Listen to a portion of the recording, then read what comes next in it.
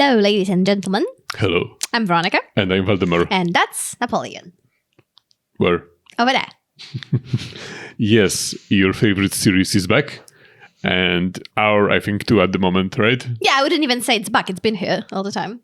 We got... and this episode is a big one because it's... The title is Napoleon Defeated. Yeah, it's going to be the first time. Yes, well, he was not defeated. Yeah, I yet. guess. The first one that it's like outright a defeat, I guess, yeah. He wasn't defeated. There was like a draw at one point. Yeah. But he was But not... it's already twice that the opponent has backed off, leaving him with casualties and without a decisive win. Yeah, right? yeah, but he was not defeated. No. Because it was first the Russians if and he now was, then they wouldn't title the video in that way. Yeah, that's true. That is true. And it's the 1809 Battle of Aspern, or just Aspern, I guess it's battle. But before we go into it, because we have a different audience that's watching our historical videos and the stand-ups, we just wanted to say thank you very much for 10,000 subscribers. You are like the community that is watching the Napoleon reactions. Like there is no hiding it. You're a large chunk of our subscribers, so you made it happen in a big percentage. So thank you very, very, very much. And you guys are also lovely. We love you so much. Thank you for being here. Bring your friends over so there's more of you. Not that we're greedy, but we are. So, recommend us. But yeah, just keep doing what you're doing because it's working out for us. Yes, and thank you for recommending this series and sticking with us because it's really a journey. We started the first video. We thought we were going to just try, but it was so interesting. But we thought no one is going to be interested in that, so we're not going to make a series out of that. Yeah, now but Napoleon is kind of a big part of our lives, I would even say. I don't think it's too far to say that because we spend like an hour every week watching the videos. Yeah, too little, according to our viewers. Yeah, well, still. But yeah, so just so you know, we will continue with this series to the end, so you don't have to worry because a lot of you worry. We will see this. We will see the Napoleon marches as well, definitely. We will see the video about the ship battles as well at some point. The one that explains how the ships work. We're going to see that one as well. And we will then watch other stuff. So just stick with us because there is going to be a lot of content. Yes. And like Veronica said, thank you again for being with us, for being part of our community. It's a great community. We love it. We love you guys. And yeah, we just enjoy, watching those videos, reading your comments. As we said many times, we really do. We read all your comments. We may not answer to all of them, but we really read them a lot. And it's like highlights of our day, like when I'm at work, I'm, looking at my phone like, oh, nice. I don't have time to answer to you, but I really read them. So thank you for being with us. And yeah, it's a big video. Like Napoleon was defeated, but we are winning. We are winning. Yeah. Okay. Ready? Ready. Operation. Supported by our sponsor, Osprey Publishing. In 1809, France, under Napoleon Bonaparte, was the most powerful nation in Europe. But the French Emperor's invasion of Spain and Portugal the previous year had failed to deliver the easy victory he'd expected. And with many of Napoleon's best troops and commanders now tied down in Spain, an old enemy prepared to challenge France once more. Pesky Austrians.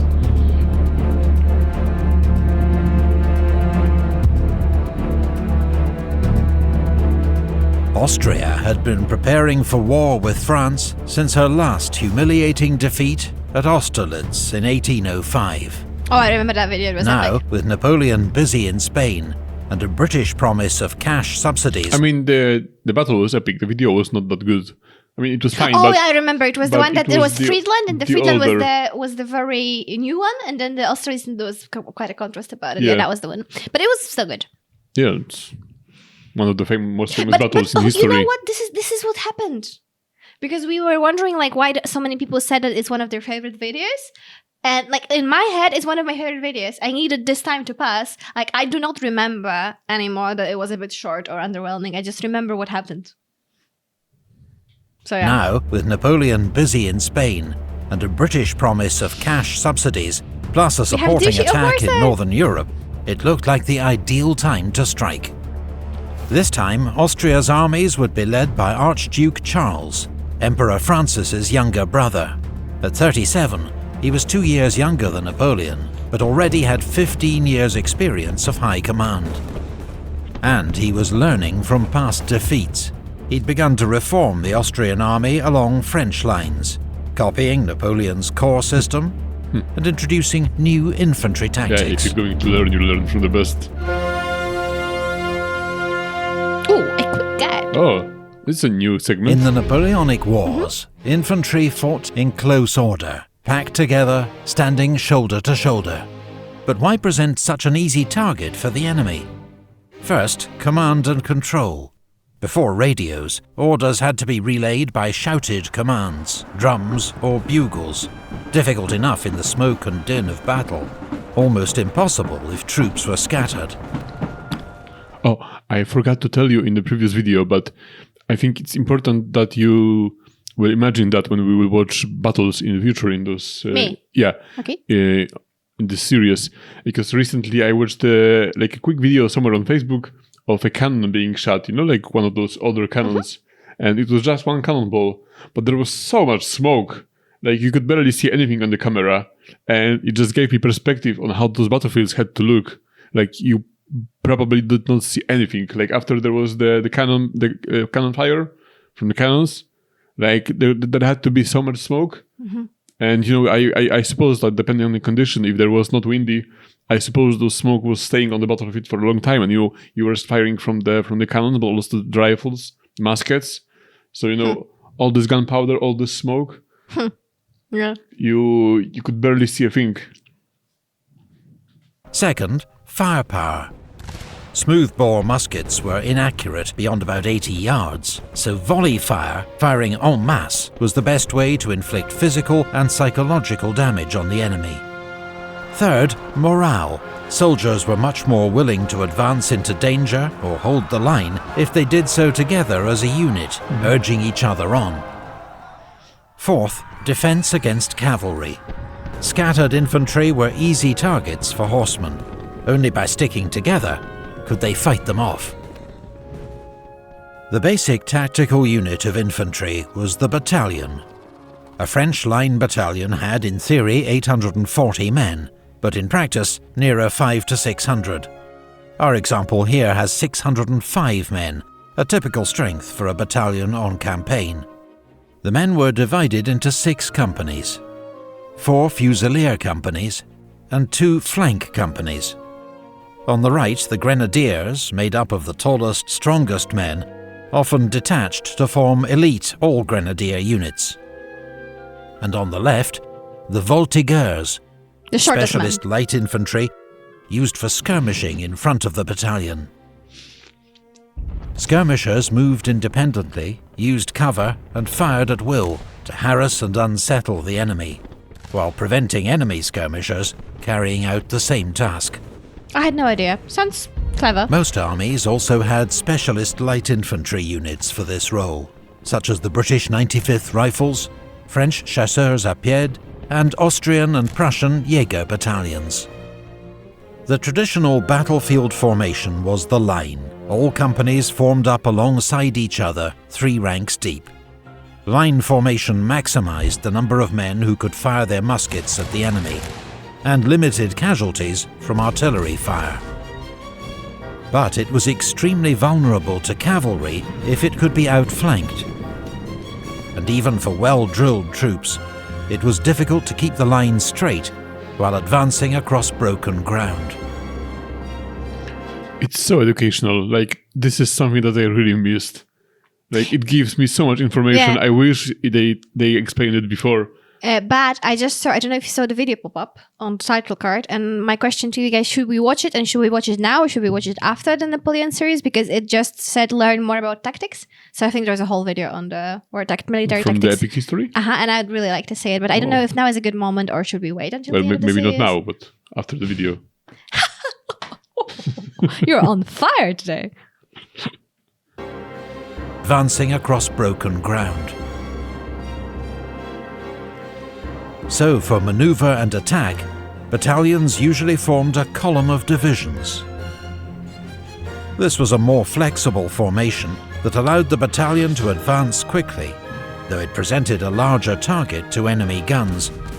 firing solid round shot that would tear through several ranks. Ooh. And far fewer men could fire their muskets at the enemy. Yeah. Theoretically, therefore, the battalion would deploy into line before reaching the enemy. But carrying out this slow manoeuvre under fire wasn't always possible or sensible. So some commanders kept their men in column, relying on momentum to break the enemy line. This was a risky tactic that often worked against raw troops, but led to high casualties I would not want to be in the first better line. trained infantry, like British Redcoats. A column could be closed up quickly to provide protection from cavalry, or if there was time, could form a square. With bayonets fixed, the battalion formed an all-round defence that often resembled more of a rectangle. Enemy cavalry could surround the battalion, but not break in, as horses won't charge a solid wall of men and steel. I feel like we don't see enough of these strategies in movies. And yeah, I say this knowing that I haven't seen that many war movies, but I've seen a few. Like from medieval times. Yes, also. And like fantasy movies where you have battles and stuff. Because fantasy movies are not a good example. Yeah, but I don't know why there's not more of it. Because I remember when I was watching this is random, but when I was watching the Game of Thrones and there was the Battle of the Bastards. Yeah. But like I remember watching. I know it's not realistic, but I just remember watching that and being like, oh my god, this is the first time that I see like a different formation during a battle. That it's not just you know. Yeah. And I'm saying maybe like this rectangle that they are showing here is quite interesting, and we don't really explore it in But you know battles. what? I think in older movies the realism was much better. Like the Polish war movies, from the like 60s and 70s, those big historical epics. They were pretty famous from being historically accurate. But they didn't. It does not look that well on the screen. Well, it's not that you have drones. Two armies, but when you have two armies, charging on each other, it's more epic. It's more cinematic than just sending, unit after unit. It's not the same. It's more realistic, but it's not that good. No. And also, there is not that many movies from those periods, like that are focused on the military battles. Maybe. And if it were realistic, like what I said, you had this problem with the smoke, for example, that if you want to make that's why this period is so difficult to put on the screen, because with the medieval it's a bloodbath, but you can see everything. With in the more modern conflicts, it's also easier to to shoot it. But those battles, where you just you had people standing in line, shooting and shooting and shooting, smoke everywhere. It's not really a great movie material. Yeah. But if you have any examples of realistic movies, not Ridley Scott Napoleon, please still let us know. Share them. But an infantry square was extremely vulnerable to artillery fire and could only move very slowly.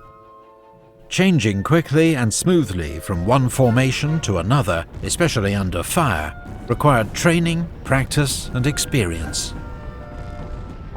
In 1809, the Austrian army began to use the battalion mass formation, crude but more suited to hastily trained conscripts. This was a dense column with limited firepower and huge vulnerability to enemy cannon. But it could quickly close up to repel cavalry using the same principle as the square, but without the complex drill, and was much more maneuverable. Napoleon, warned by his spies that Austria was preparing for war, left Spain and raced back to Paris, arriving on the 24th of January 1809. The French army in Germany, commanded by Marshal Berthier, would need urgent reinforcement. So Napoleon summoned units from Spain, called up young conscripts, and soldiers from his German allies in the Confederation of the Rhine.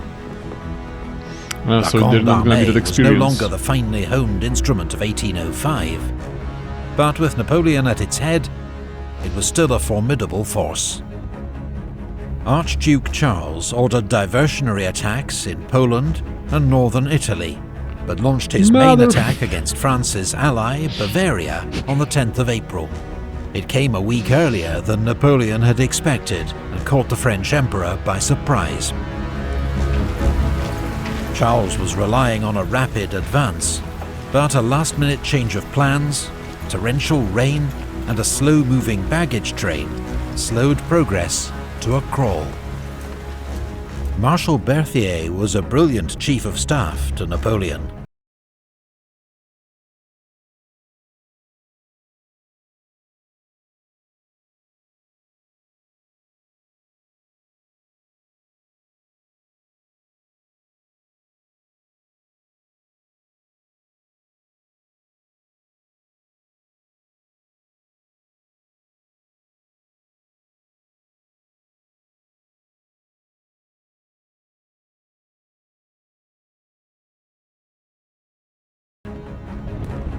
Davout's Third Corps was one of the best in the Grande Armée, and in a fast-moving battle across wooded hills, the heroes of Auerstadt threw back the Austrians. Despite the heroism of General Major Liechtenstein, badly wounded, leading his troops forward, Third Corps escaped the encirclement. The Battle of Teugn-Hausen was the start of Napoleon's so-called four-day campaign. First, he used Marshal Lefebvre's Bavarian 7th Corps and a provisional corps under Marshal Lannes to drive a wedge into the Austrian army. Then he pursued its left wing towards Landshut, believing he was following the main Austrian army. French troops and their German allies stormed the town's bridge to win a hard-fought victory. But Napoleon realized that Archduke Charles was not at Landshut, and that, once again, he'd left Marshal Davout to face the main enemy force. Sending Marshal Bessieres in pursuit of the Austrian left wing, Napoleon swung north, falling on the Austrian 4th Corps at Eckmühl. The French and their German allies won their 4th victory in as many days. But Charles's main... I'm surprised, because from this moment it looks like he's going to win everything. Yeah. And it's called 4-day campaign, so it sounds like a campaign that he won, Yeah, what's gonna happen? Like 4-day campaign, it's not like 4-day and I got kicked in the ass and I had to go back home. Like, maybe that's too much of a mouthful. They wouldn't call it 4-day campaign, they would call it just a fumble. Force was still intact, and hoping to keep it so, he ordered a rapid retreat across the Danube. The French pursued, storming the walled city of Regensburg, which they knew as Ratisbon, with its vital stone bridge. Napoleon put Marshal Lannes in charge of the assault. When the attack faltered, Lannes threatened to lead the next charge in person, and his men, suitably chastised, took the city. During the siege, Napoleon was hit in the foot by a spent bullet, causing widespread alarm, but it proved to be a superficial wound. Stubborn Austrian resistance had allowed Archduke Charles and his army to escape across the Danube. Napoleon had cut the Austrian army in half, but both sections now retreated in good order towards Vienna. Napoleon led his forces in pursuit, detaching Lefebvre's Bavarian Corps to deal with a popular revolt in Tyrol, and Third Corps and the Württemberg 8th Corps to guard his line of communications. Now you can see the problem with Napoleon, that's what happened when you tried to conquer all Europe at the same time. And now you have, those countries that are technically French territory, they are not his allies, they don't want to be part of the French Empire. And you can see that, in Spain you have people revolting, here you have people revolting in, I think it's northern Italy. Yeah. And, it's also have all those enemies that, they gave you some territories because you forced them to, but they are always willing to, to counterattack, to regain those territories. And, you outstretch yourself, you send your soldiers here, you send them here. But at one point, you will run out of experienced soldiers and you will be forced to, to rely on the allies or on the young conscripts. And at one point, it will be just too much. But I think, from knowing from history, it's not yet. Charles chose not to defend the capital, which surrendered on the 13th of May after a short bombardment. Instead, Charles and the Austrian army lay in wait across the Danube. Napoleon was now down to 80,000 men, facing 110,000 Austrians. Charles's army had fought bravely and well throughout the campaign, but Napoleon still had a low opinion of Austrian troops and decided to attack. At this point, he has low opinion of everyone. Except Nelson. Except Nelson.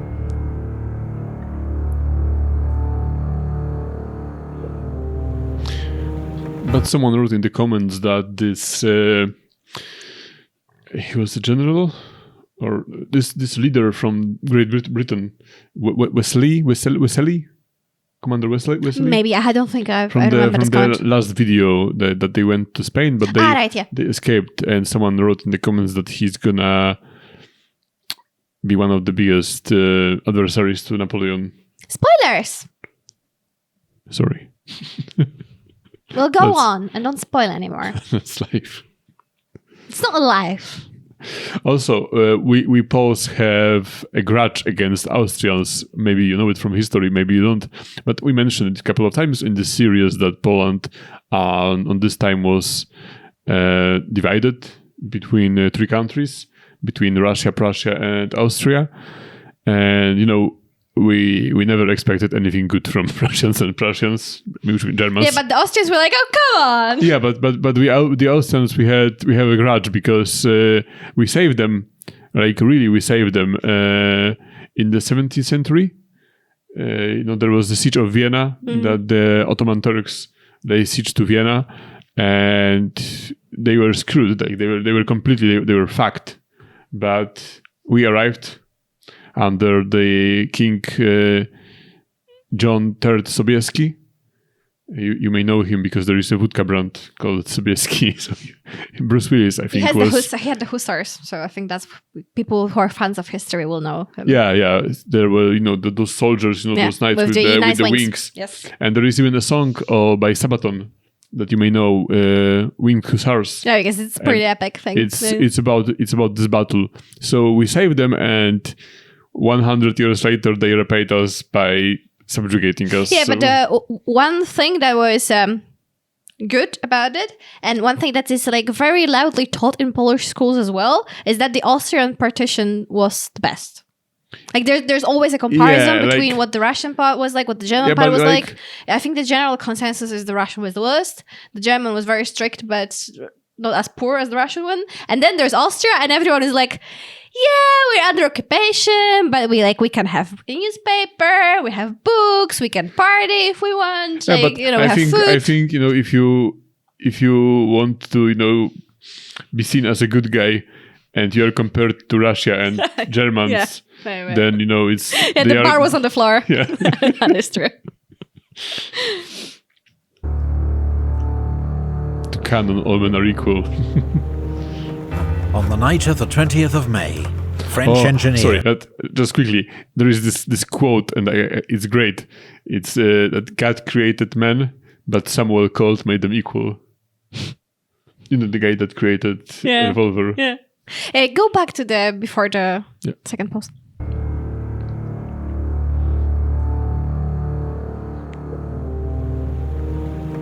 On the night of the 20th of May, French engineers hastily built a series of floating bridges between the river islands of the Danube, and French troops began to cross.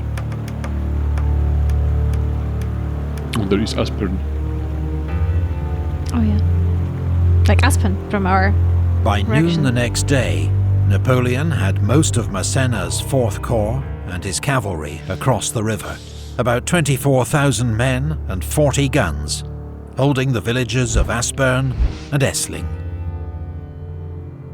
Napoleon expected the Austrians to retreat once more, and that he'd only face a rear guard. But reports soon arrived that the entire Austrian army was advancing against him in 5 attack columns, 90,000 men and 300 and the river cannon. behind and them. they had a river behind them. The situation got even worse. the Austrians began to float heavy barges and obstacles downriver to smash through the flimsy French bridge. Oh, that's Each time, clever. Napoleon's only supply route That's was more cut intelligence off than for Austrian several showed, like in the hours, whole first causing campaign. critical delays to the arrival of reinforcements and ammunition.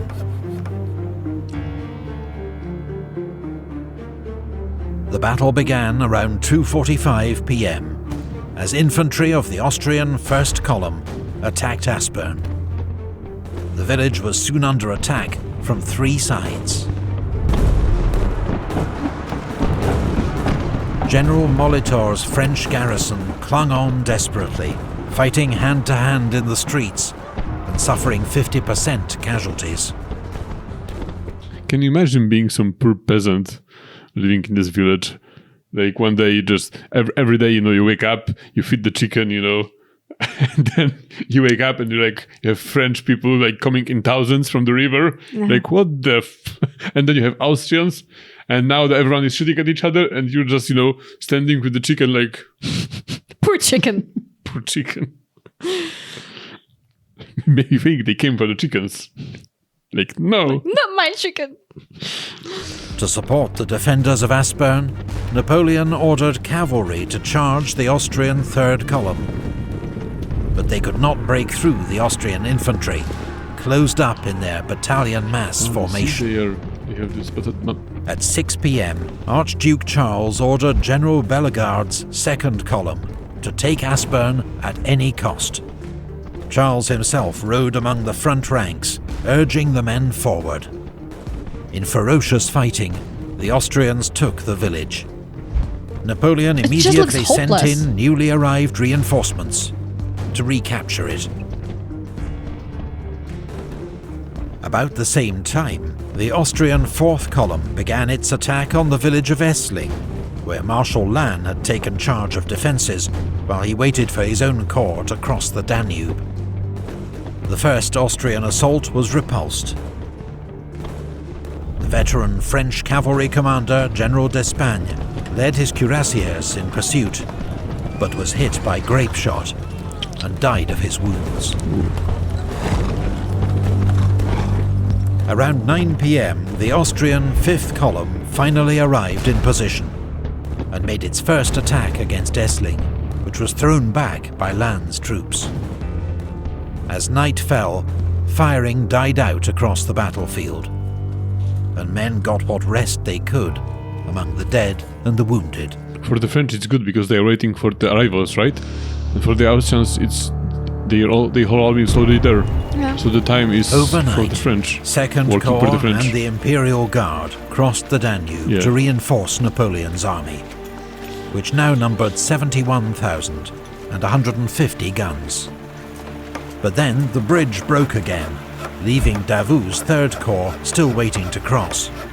Nevertheless, Napoleon decided to attack, using Second Corps to break the Austrian centre. But first, Aspern would have to be retaken. What did he think? Heavy fighting broke out in the village. What do you mean? I mean, because Napoleon was always able to see 5 steps ahead, and the fact that the whole army just charged at him. He kicked their asses 4 times already, so they learned something. Yeah, I guess. Even Austrians, can learn. Sorry to the Austrian audience that we probably don't have, but still. They're not good just at music and painting. Before dawn. By 7 a.m, it was back in French hands. At Essling, fresh Austrian attacks were fought off by General Lassalle's cavalry and units of the Young Guard. With both flanks secure, Napoleon launched his main attack in the centre with Lannes' Second Corps. Austrian guns poured fire into the advancing French ranks. General Saint-Hilaire, leading the attack, a hero of Austerlitz and Jena, had his foot blown off, a wound that proved fatal. Archduke Charles sent his Grenadier Reserve forward to strengthen the line. The French infantry, under torrential fire, began to fall back. It's not looking good for them. At this critical moment, the French bridge over the Danube was broken again, halting the vital flow of reinforcements and ammunition to Napoleon's army. By 2 p.m, the French had been driven out of Aspern once more. Heavy fighting continued in Essling, which was briefly captured by the Austrians, then retaken by the Young Guard. Napoleon knew his army could do no more. At 4 p.m, he ordered his exhausted cavalry to make a last charge to keep the enemy at bay, then gave the order to retreat. Archduke Charles, whose own army had suffered huge losses and was low on ammunition, was content to watch the French withdraw to the island of Lobau. In the final moments of the... Can you imagine being one of those cavalry soldiers? You're being sent, to charge. You look back and you see all your army, and your leader going back, and like, oh, that's not good. Yeah. I thought they would follow me. Yeah. Battle, Marshal Lannes, one of Napoleon's finest commanders and closest friends, was hit by a cannonball that smashed both his legs. He died of his wounds a week later. It was a deep blow to the emperor.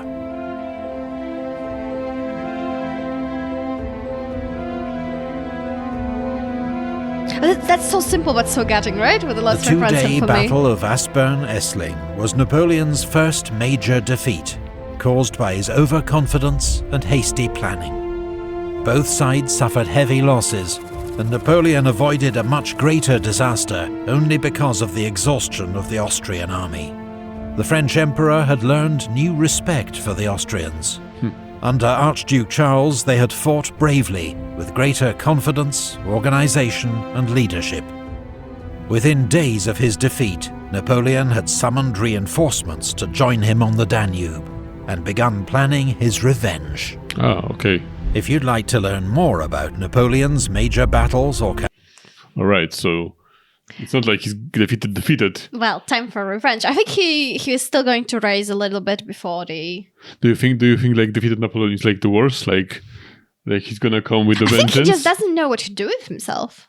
It's his first major defeat, like he said, and at this point he's 39. He's been on the battlefield for a long time. Yeah, but do you think that now, when he was defeated, he will be even more careless? I don't know, because I don't know. Or he will be more careful? I think there's still a few videos left till the end, so I think maybe now he's gonna come back with like full force and have some victories before we know that the Austrians did not defeat him completely until it was like the big effort at Waterloo, but it's gonna be in 6 years. So the only one that really defeated Napoleon were the Russians, right? Mm-hmm. Like this is the breaking point. This is the culmination point, when everything started falling apart. And before that, there could be some battles that were lost. Probably it's going to be maybe, I don't know. What do you think? Do you think he'll be the best when he's angry at having me defeated? Is going to motivate him? Or? I think it's not going to matter. I think it's because this time the circumstances were not on his side. Okay. And we learned already in this series that the French soldiers were superior to their counterparts everywhere, except on the sea to the British. But everywhere else on the land, they were superior, and you could see that, like even in this video, how the Third Corps was able to fight and succeed battling against Austrians. So I think if Napoleon is able to gather the troops. And probably he would even be able to win this one if not for this ridiculously genius idea with destroying the bridge. I can't even imagine how this worked, right? Like the river was so divided in so many different channels. Yeah, I would expect that there had to be a good spot. And I think it's not only the idea, but also the circumstances that made it possible. I don't think it would be possible in any river. Do you think like the Austrians had like a guy, like some peasant guy that was like, I'm gonna show you something? And they're like, whoa, what? Yeah, and That's genius. He set aside the chicken and he went to show them. No, but right? Like, because I don't think you can go to any river and be like, no, if I will put something here, it will destroy something 30 miles down the river. No, because it depends on the current and depends on the place where the bridge is. Because if the bridge is in quite a shallow place or the place where there's a lot of rocks, then stuff would get caught. So it had to be a very certain kind of river. Oh my God, what's the word? River then. And then the specific kind of current to make it possible. Yeah, so I think they had to have like someone, going like, those French bastards stole my chicken. I'm not gonna leave that like that. And everyone lost because of one furious farmer. Well, it could be. But I was thinking through the whole video. I'm not a strategist, so I'm probably wrong. I think Napoleon would think of that. But I was wondering if they went back before, instead of defending those two villages, if they would go back on one of those islands and separated themselves from the Austrians with the river. Oh, but the cannon could reach across the river. The cannons, but French also had cannons. Yeah, but I don't know if it would be so easy to so quickly drag the cannons to the island and then try to defend it from all sides. I don't know.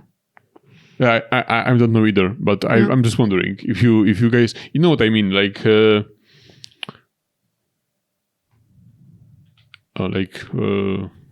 Here's a good example.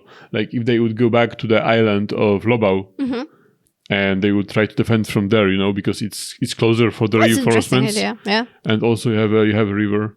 Yeah, maybe. What if I just discovered something and Napoleon is like, if only this Valdemar guy was living at the time. Forget Murat. I want flamboyant Marshal Valdemar. Well, he's not that flamboyant, but he can get that. He can get the job done. He would be like, you're the emperor now. You're better at this than I am. I will be your general, but you have the mind. I will be your flamboyant general. You'll be Napoleon. And also you're taller than me, so that looks better. All right, guys. Thank you for watching very with us.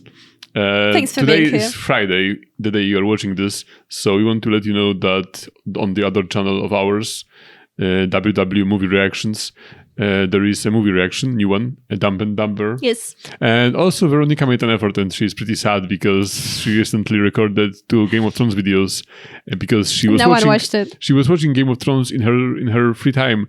And she decided that the last 2 episodes I wanted to share with you my reaction to the final 2 episodes, but no one wanted to share it with me. Like, at least it's not that people hated it and they were clicking off and disliking it, but no one watched it. So, like, if you'd like to see me react to Game of Thrones... I warned her that people hate Game of Thrones and they don't want to go back to that. But I made such nice thumbnails. Just go have a look at the thumbnail, click it, leave it on for 3 minutes or something.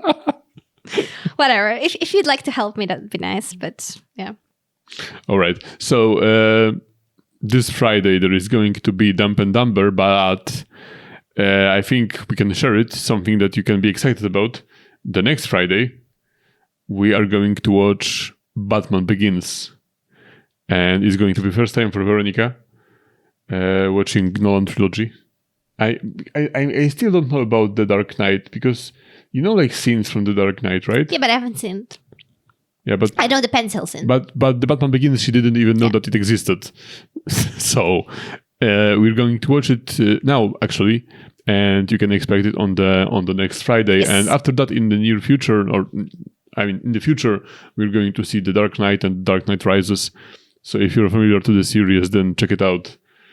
Our movie channel is linked in the description box. Easiest way to do that is to subscribe to our channel. Exactly. Thank you. Have a good day.